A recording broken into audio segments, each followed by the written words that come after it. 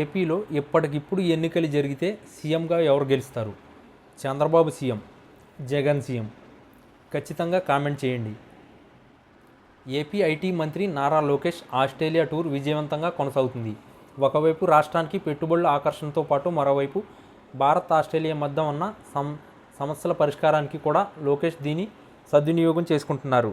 ఇదే క్రమంలో ఆస్ట్రేలియా నుంచి లోకేష్ ఇవాళ ఓ గుడ్ న్యూస్ చెప్పారు. ఈ మేరకు ఆయన ఎక్స్లో ట్వీట్ చేశారు. దీంతో కొంతకాలంగా మన వ్యాపారాలు ఎదుర్కొంటున్న ఈ సమస్యలు పరిష్కారం దొరికినట్లయింది. ఆస్ట్రేలియా గతంలో మన రొయ్యలు దిగుమతుల్ని నిషేధించింది. దీనికి కారణం వాటిలో వైట్ స్లాట్ వైరస్ ఆనవాళ్లు లభించడమే. దీంతో ఆస్ట్రేలియాకు రొయ్యలు ఎగుమతులు జరగడం లేదు.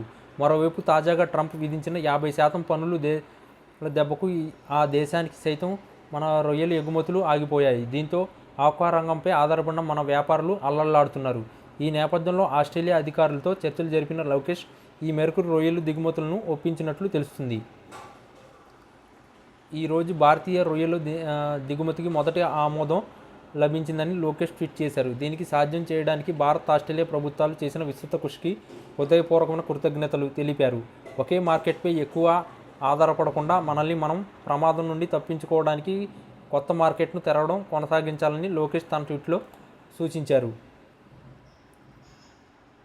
ఈ ట్వీట్కు ఆస్ట్రేలియా మన రొయ్యల ఎగుమతులకు షరతులతో ఆమోదం తెలిపిన పత్రాల్ని సైతం లోకేష్ జత చేశారు. ఈ మేరకు 2 ఏళ్ల పాటు అంటే 2027 అక్టోబర్ 20 తేదీ వరకు తమ దేశానికి భారతీయ రొయ్యలు ఎగుమతులు చేసుకునేందుకు ఆస్ట్రేలియా అంగీకరించినట్లు ఉంది.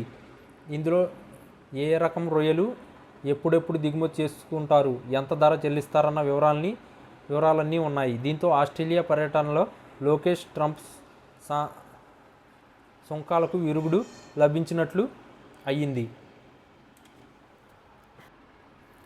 ఏపీలో పెట్టుబడుల ఆకర్షణ కోసం తీవ్ర ప్రయత్నాలు చేస్తున్న ప్రభుత్వానికి గత వారం గూగుల్ బిగ్ న్యూస్ చెప్పింది. $15 బిలియన్ వ్యయంతో విశాఖలో గూగుల్ డేటా సెంటర్ ఏర్పాటు చేస్తున్నట్లు ప్రకటించింది. రాష్ట్రానికి ఇది అత్యంత వ్యూహాత్మక పెట్టుబడిగా మారింది. రాష్ట్రాన్ని పెట్టుబడులు వచ్చే వాతావరణం లేదని ఇప్పటి వరకు భావిస్తున్న వారికి ఇది పునరాలోచనలో పడేసింది. ఈ నేపథ్యంలో విశాఖకు గూగుల్ రాక వెనుక అసలు కారణాన్ని సీఎం చంద్రబాబు వెల్లడించారు.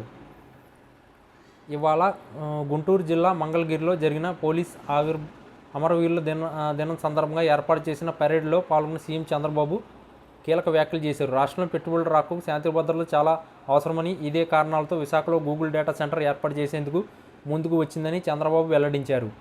ఈ వీడియో కనుక మీకు నచ్చినట్లయితే please like, share and subscribe.